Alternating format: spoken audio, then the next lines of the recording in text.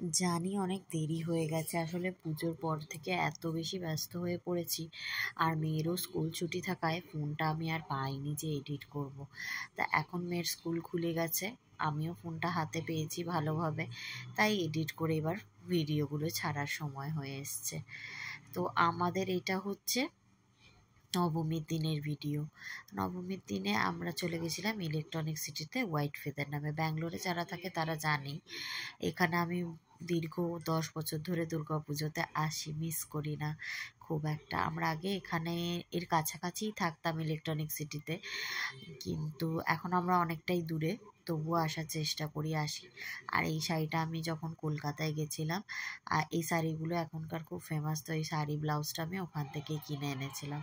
খুব শখ ছিল, ভগবানকে ডাকছিলাম যেন বৃষ্টি না পড়ে, এই হালকা কালারের শাড়িটা নালে আমি আর পরতে পারবো না, কাদা তো হয়ই। তো এখানকার এই রকম ভিড়, এইটুকু ভিড় জাস্ট এন্ট্রিটার সময়, পুরো রাজপ্রাসাদের মতো জায়গাটা, আমার দেখলেই মনটা ভালো হয়ে যায়, আর মা দুর্গাকে দেখতে তো ভালো লাগে।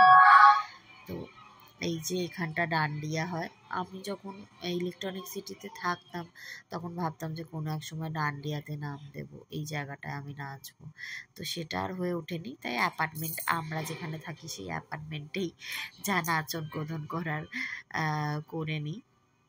অনেক কষ্টে ভিড়টা ঠেলে এই দুর্গা মায়ের কাছে আসতে পেরেছি। এসে যতটা সম্ভব একটু কাছাকাছি ভিডিওটা নেওয়ার চেষ্টা করেছি। তারপরেই সাইডে এখানে গার্ডেন মতো আছে, যেখানে বেশি কিছু না, খাবারের দোকানই বেশি ছিল। আর এই যে পুটু মিকি মাউসে চড়বে বলে বায়না করছিল। বাকিগুলো যে ট্রেনগুলো ছিল সেগুলো একদম ছোট বাচ্চাদের জন্য, তো ওর এটাতেই বেশি মজা পায়। আমাদের অ্যাপার্টমেন্টেও কখনো কখনো এই মিকি মাউসটা আসে, তো তখনও ওঠে। ঠিক আছে। আর আমরা গাড়ি করে এসেছিলাম, আমাদের বাড়ি থেকে প্রায় 45 মিনিট মতো লাগে এই জায়গাটাতে আসতে। আর ওর খুব শরীরও খারাপ করছিল, সেদিনকে কন্যা পুজো ছিল, মানে কুমারী পুজো। অনেক বাড়ি বাড়ি ঘুরে ঘুরে খেয়ে তার গাড়িতে উঠেই বমি পাচ্ছে, মাথা যন্ত্রণা করছে।